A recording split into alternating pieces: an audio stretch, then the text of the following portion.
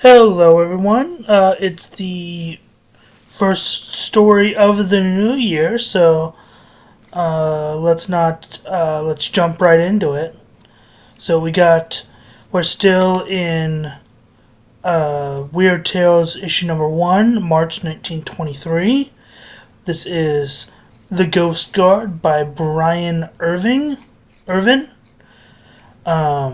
A spooky tale with a grim background. If every one of the 60 guards and officials at Granite River Prison had been asked for the name of the most popular guard on the force, there would have been 60 answers. Asa Shores. If each of the 1,500 convicts in the prison had been asked which guard was most disliked by the convicts, 1,500 answers would have been the same. Asa Shores. If some curious person had asked of each convict and each guard who was considered the most desperate, the hardest, the shrewdest criminal in the prison, the answer would have been unanimous. Malcolm Hulsey, the lifer. True, it does not seem reasonable that Asa Shores should be liked by every guard and official and disliked by every convict. To those not familiar with the duties of prison guards, it would have seemed that Asa Shore's method of handling the convicts, if disapproved of by 1,500 convicts, would surely be disapproved of by at least one of the 60 guards. But the explanation is simple. Asa Shore's great-great-grandfather had followed the prisons as mariners followed the seas. Then Asa's grandfather took up the work and followed it, with an iron hand and an inflexible will, until one day a cell-made knife in the hands of a long-time con entered his back at a point where his suspenders crossed, deviating enough to be left to pierce his heart. Next came Asa Shore's father, who went down in attempting to quell the famous Stormberg break of 1895. Asa, therefore, his prison methods, impelled perhaps by heredity, looked upon every wear of grey behind the walls as a convict. Nothing more, nothing less. He neither abused or favoured any convict. A 1-year man was to Asa a convict, and no better than the man who was serving a life sentence. The crime for which any convict was sent was of little moment to Asa. Neither did he bother about who among the inmates were considered desperate. The fact that a man wore prison grey was sufficient, whether he be a 6-month sneak thief or a 99-year murderer. When Asa shot and killed Richard Mutt Allison, when the latter attempted to escape, the warden had said there was really no need of killing that half-witted, short-tempered Asa. He was only doing a year and was perfectly harmless. A shot in the leg or foot would have been better. And Asa replies had been, I had no idea who the man was. Though I have seen him dozens of times, I did not know how long he was doing. But it would have made no difference if I had known. He was a convict, sir, and he was attempting to escape. If he was only half-witted, as you say, he should have been in the insane asylum, not the penitentiary. So that was that. Asa, ever gave a convict a smile. It had never been recorded. It is a known fact that he was never seen to frown upon a convict. He was, in short, a smileless, unyielding personification of duty, and every convict hated him for what he was. When Asa shot, he shot to kill, and he never missed. For little white crosses on the bleak hillside near the prison proclaimed his flawless marksmanship. Why was this big, sandy-haired, steel-blue-eyed, middle-aged Asa Shores liked by brother guards? There were many reasons why. It was as if Asa's unnatural, cold, vigilant, unfeeling attitude toward the convicts was offset each day when he came off duty by a healthy, wholesome desire to drop duty as a workhorse sheds an irritating harness. He was the life of the guards' quarters, a big, good-natured, playful fellow who thoroughly enjoyed a practical joke, whether he be the victim of the joke or the instigator. If he had a temper, he had never allowed it to come to the surface. He excelled in all sports in the gymnasium, and somewhere, somehow, he found more funny stories than any other man on the force. The tried old saying that he would give a friend the shirt off his back fitted him like a new kid glove. He gave freely to his friends, and in giving seemed to find real joy. After 12 years' service on the guard line, Asa was still an ordinary wall guard. This would seem discouraging to many, but not so to Asa. It was not generally known that he drew a larger salary than did the other wall guards. He was an excellent wall guard, hence he was kept on the wall, while newer men on the force were promoted to better positions. But Asa drew the salary of a shift captain and was therefore content. He did not ever seem to mind when he was taken from the Constable Tower, number 1 morning shift, and detailed permanently to Tower number 3 on the graveyard shift at night from 8 p.m. to 4 a.m. This change was deemed necessary for several reasons. First, because Asa positively refused to discriminate between short-termers and long-termers, or desperate men and harmless nuts, when using his rifle to stop a break or the attempt of a single convict to escape.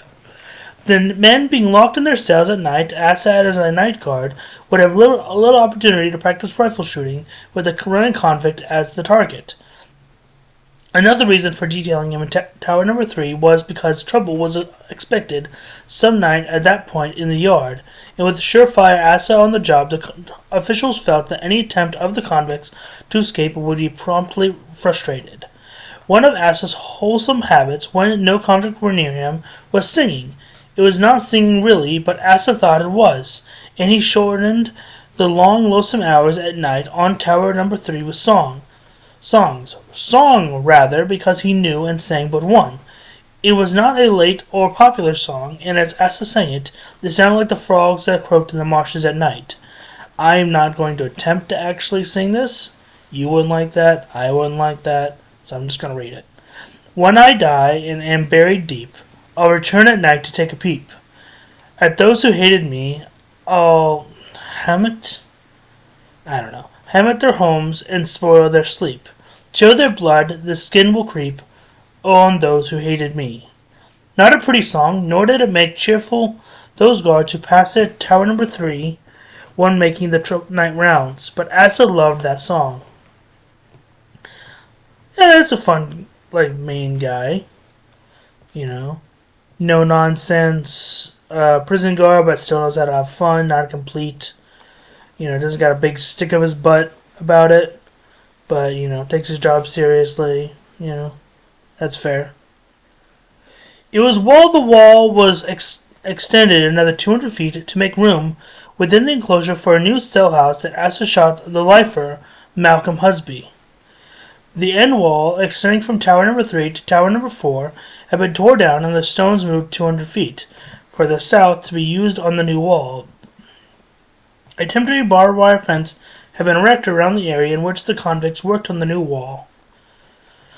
Extra armed guards were stationed at intervals of 50 feet outside the enclosure to guard the working convicts. Malcolm Husby had successfully feigned illness one day and was allowed to remain in his cell. Cell house guards had seen him lying in his bunk, only the top of his head showing above the blankets. At lockup time, the cell house guards making the count saw a foot protruding from the blankets in Husby's bunk, and what they believed to be the top of his head showing at the head of the bed. That's use head there in two different contexts. You should have probably used a different word there, because then it just sounds confusing. At 10:15 that night, the eagle-eyed Asa Shores on Tower number 3 saw a dark figure slip under the lower wire of the temporary fence and run. Asa fired once and saw the man fall. Then Asa, to comply with the prison rules, yelled "Halt!" The command, of course, was needless. When Husby having halted abruptly when a .30 rifle ball plowed through his shoulder. After the convict had been carried to the hospital, his cell was opened by the curious guards. A cleverly carved wooden foot protruding from under the blankets at the foot of the bed, several bags of old clothing reposed under the blankets, and the thatch of a black horse hair showed at the head of the bed. Of black horse hair. Okay.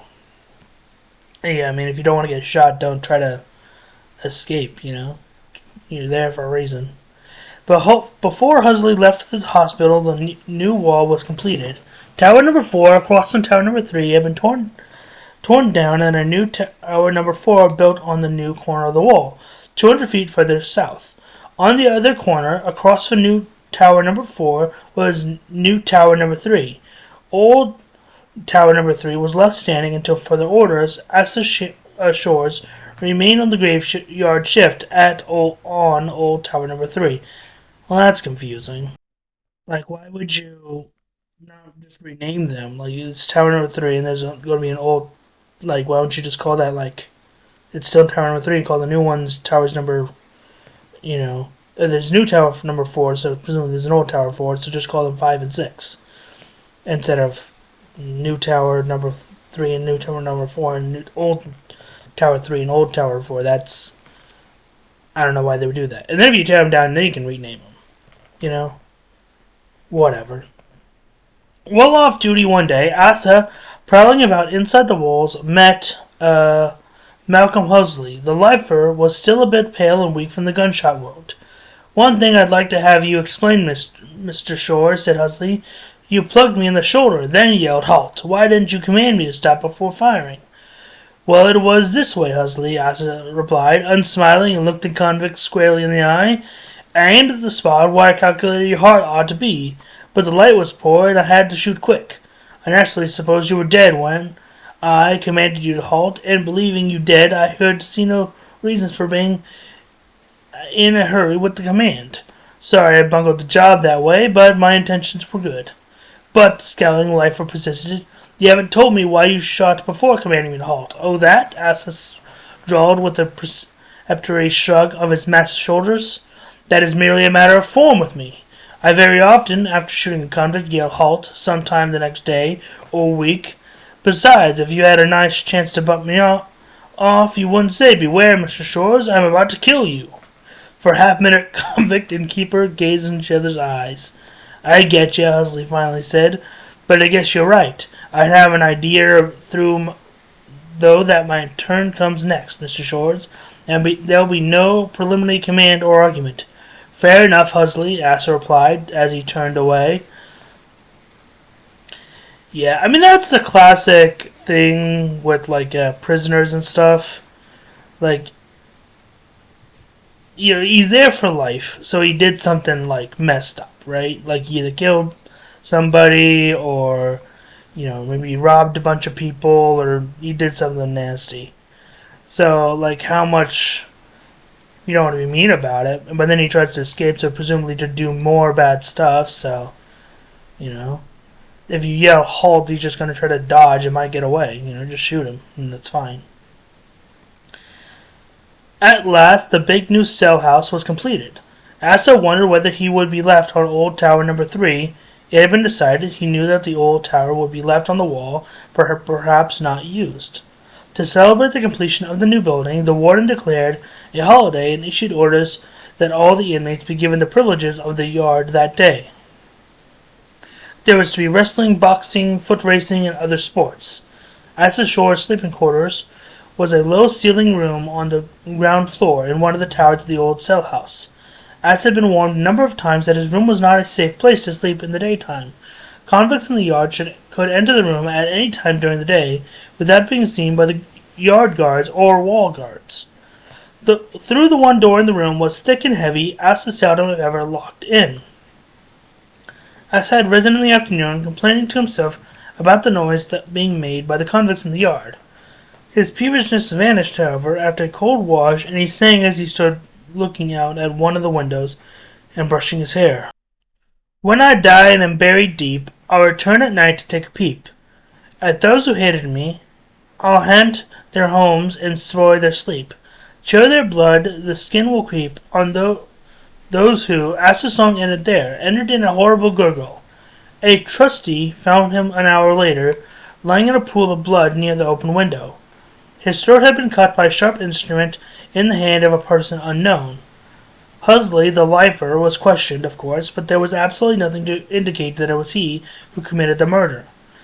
The guards looked sadly upon all that remained of Asa Shores, and said to each other in hushed voices, It had to come. Asa was too good a convict guard not to be murdered.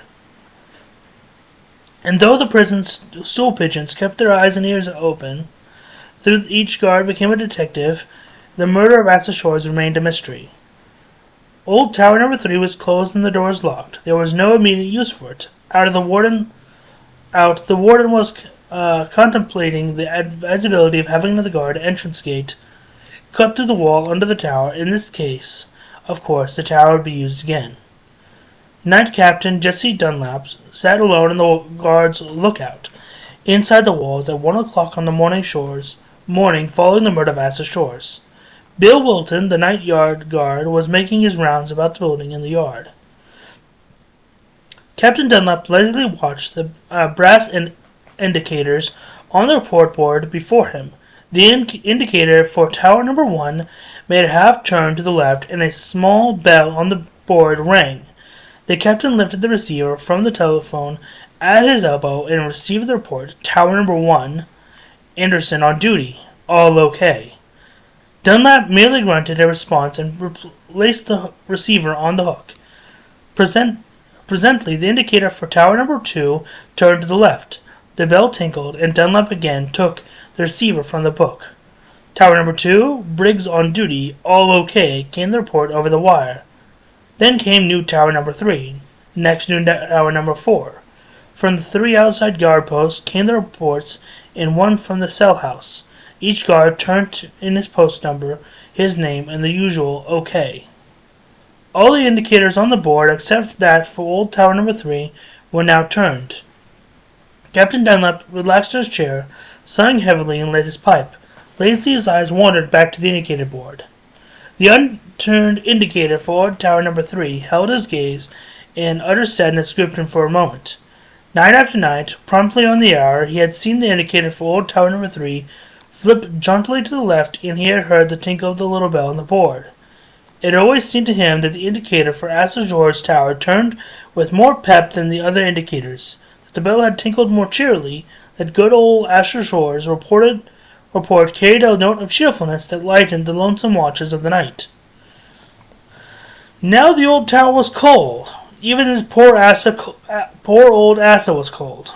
The doors were locked and barred. Never again, thought Dunlap, would he be heard Asa Shore's familiar song on the quiet night air. What were the words to that song? When I am dead and buried deep, I'll return at night to take a peep. At those who hated, Captain Dunlap suddenly sat erect in his chair.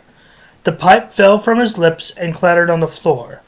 As his lower jaw dropped and his eyes opened wide to stare at the indicator board, the indicator for Old Tower Number 3 was moving. Moving, not with a quick turn on the left, but in a hesitant, jerky way that caused the root of every hair on Captain Dunlap's head to tingle. Never before had the captain seen an indicator behave like that. In fact, the indicator system was designed and constructed in such a way that, being controlled by electrical contacts and various indicators, would snap into position with a push button, and each tower was pressed by the guard on duty in that tower. In short, an indicator, in accordance with all the rules of electricity as applied to the system, must remain stationary or jerk to the left when the button in the tower is pressed. But here was the indicator for Old Tower Number 3 wavering, trembling to the left, only to fall back repeatedly to a vertical position. Then again, jerkily, hesitantly to the left, as if a vagrant soul strove to brush aside the veil that banished it from the living. Captain Dunlap sat rigid, and watched the uncanny movements in the bright brass indicator. Vague, fleeting, chaotic thoughts of crossed wires, practical jokers, wandering souls tumbled one after another through his brain. If only the bell would not tinkle, if it did not ring. Well, death then, though it had taken away what was mortal of Asa Shores, had not conquered his eternal vigilance and strict attention to duty. Farther to the left, wavering and the indicator hesitantly uncertain, then the bell rang. A weak, slow ring it was, that sounded strange and unnatural in the death-like silence of that dimly lighted lookout. Captain Dunlap was a brave man. He had smilingly faced death a dozen times in Granite River Prison. but always his danger was known to be from living, breathing men. Abject terror gripped him now, a nameless terror that seemed to freeze the blood in his veins, contract every muscle and nerve of his body, smother his heart. But even then, reasoning struggled for recognition in his mind. What if it were a part of Asa Shores, a part of him that remained on Earth to defy death and carry on? Hasn't Asa always been Captain Dunlap's friend? Why should he fear the spirit of a friend? Dunlap reached forth a trembling hand, took the receiver from the hook, and slowly, reluctantly, placed it to his ear. How he wished, hoped, prayed that no voice would come over the wire. But it did come, preceded by a faint whispering sound. Old Tow. A long pause. Then weakly, almost inaudibly, as if the message came over a million miles away. Old Tower number 3. Oh. Another pause, a jumble of meaningless words, then a chuckle. God, Asa's familiar chuckle. On duty. All. A light laugh, a sharp buzzing sound, a sigh, the faint tinkle of a bell, then silence. Dunlap heard no click of a receiver being replaced on a hook. The line was apparently still open. Still holding the receiver to his ear, the captain moistened his dry lips with the tip of his tongue. His free hand went involuntarily to his forehead in a vague, uncertain gesture and came away damp with perspiration. Must he answer that ghost call? Must he speak to that thing that held the line? When he at last spoke, his voice was husky, a strange voice even to him. Who did it, Asa? Who, if you are dead, if this is you, Asa, tell me, who did it? Again, that queer, unfamiliar buzzing sound. Then, from old Tower number 3, or from beyond the grave, perhaps, came a faint, whispering, uncertain voice. It was... The voice ended in a gurgle. Dunlap replaced the receiver on the hook, and as he did so, his eyes rested on the indicator board, and he gasped sharply, for the indicator for old Tower number 3 went wavering, trembling back to a vertical position on the time dial. This unheard-of behavior of the indicator was the deepest mystery of all. The indicators, each controlled independently of the tower, others by push-buttons in each tower, were constructed mechanically to turn only from left to right. The indicator for old Tower number 3 had turned back from left to right. Right to left, and then left to right. Okay. Captain Dunlap made no effort to solve the mystery. Old Tower number 3 was securely locked and could not be approached except by crossing over the wall from new Tower number 3 on the southeast corner of the wall, or from Tower number 2 on the northeast corner of the wall. Dunlap himself had closed and locked the doors and windows of the tower. There was but one key to the tower doors, and that key was in Dunlap's pocket. Unlike the other towers, old Tower number 3 could not be entered from the ground outside the wall. It was built solidly of stone from the ground up, and the only entrances were the two towers' doors communicating with the top of the wall on either side of the tower. Besides, strict orders had been given that no one enter the tower unless ordered there by a shift captain. And, too, in the glare of the lights near the wall, it would be impossible for anyone to cross the wall to the tower without being seen by the other wall guards. Could the mysterious report have come from one of the other wall towers? Impossible for this reason. When the push button in one of the wall towers say that an old Tower number 3 was pressed by them and on duty there, the indicator on the board in the captain's lookout turned to the left a quarter turn on the time dial. The small bell on the board rang, and all telephone connections with the other wall towers were automatically cut off until the captain had replaced the telephone receiver on the hook after receiving the report from old Tower number 3. Dunlap said nothing to Bill Wilton when the latter returned to the yard lookout after making his round in the yard. It would be best, he reasoned, to say nothing to anybody about the mysterious call. They would only laugh at him if he had told them about it. If the indicator had not returned to a vertical position on the time dial, he would have some proof in which to base his wild story of the ghost call. But the indicator had, before his own eyes, returned to its former position after the call. An hour later, at 2 a.m., Dunlap fearfully watched the indicator for tower number 3. But reports from all the posts had been received. Then just once the indicator trembled uncertainly, made almost a quarter turn to the left, and snapped back to a vertical position. At 3 o'clock it did not move, nor did it move at 4 o'clock. A week passed, not a tremor disturbed the ghost tower indicator.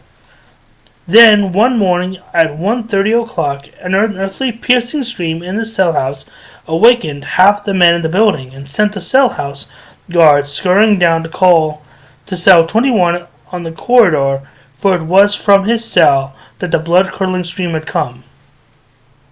The bloodless, perspiration-dampened face of Malcolm Huxley, the lifer, was pressed against the base of the cell doors when the guards arrived.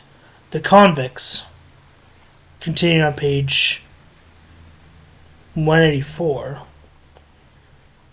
Well, I guess that's what we're cutting off today.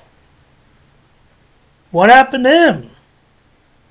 I don't know. Should I cut it off here, or should I go to the next...